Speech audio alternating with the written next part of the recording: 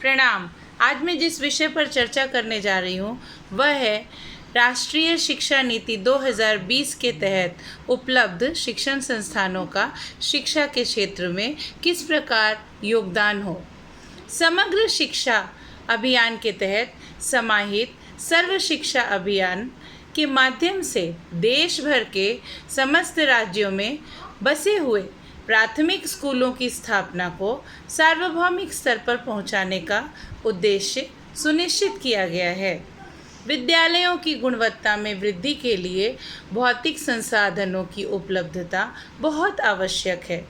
छोटे और अनेक संख्या में फैले हुए विद्यालयों का समेकन आवश्यक है ताकि वे समुदाय में एक साथ सामूहिक कार्य के लिए प्रेरित हों और विद्यालय स्तर पर शिक्षण प्रक्रिया कहीं अधिक बेहतर हो।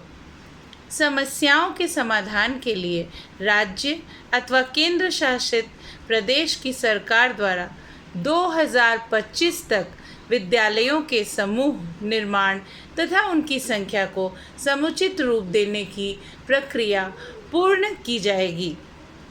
इस प्रक्रिया में विभिन्न विषयों के शिक्षण हेतु अनेकानेक शिक्षक, प्रशिक्षण, परामर्शदाता और अन्य परामर्शदाताओं की नियुक्ति की जाएगी तथा अनेक प्रकार के विद्यालय संसाधनों को उपलब्ध कराया जाएगा जिसके माध्यम से शिक्षण सरल एवं रोचक बन सके और अधिक से अधिक विद्यार्थी सुचारू रूप से शिक्षा ग्रहण करने में समर्थ हों।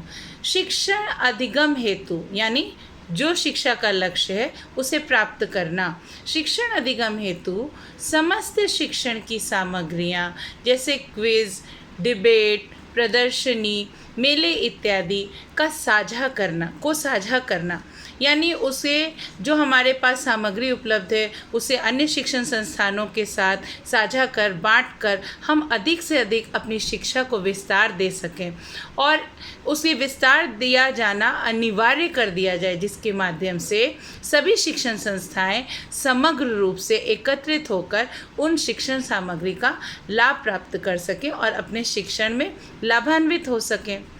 स्कूली समूह दिव्यांग बच्चों की शिक्षा हेतु सहयोग एवं संबलन प्रदान करे। जितने भी दिव्यांग छात्र हैं जो शारीरिक रूप से कमज़ोर हैं, मानसिक रूप से किसी न किसी प्रकार की सहायता के अधिकारी हैं लेकिन सहायता उन्हें मिल नहीं रही, ऐसे विद्यार्थियों की प्रगति एवं उनके विकास के लिए विद्यालय के प्रधानाचार्य एवं शिक्षकों का सहयोग उन्हें प्राप्त हो सके।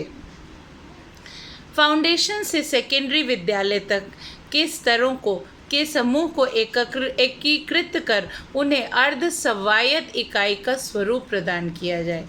समन्वित शिक्षा की दिशा में जब शिक्षा से संबंधित अधिकारी, शिक्षक, छात्र, अभिभावक एवं अन्य कर्मचारी सम्मिलित रूप से प्रयास करेंगे तभी शिक्षण संस्थान सफलता के सर्वोच्च शिखर तक जा सकेगा एवं समन्वित शिक्षा का लक्ष्य बाधा रहित होकर हर किसी को प्राप्त होगा या जो शिक्षा का अधिकार प्राप्त करने में समर्थवान बनाएगा।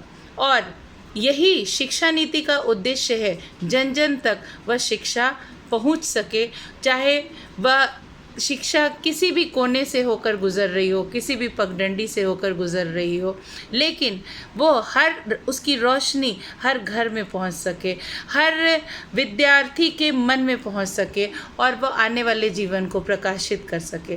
धन्यवाद।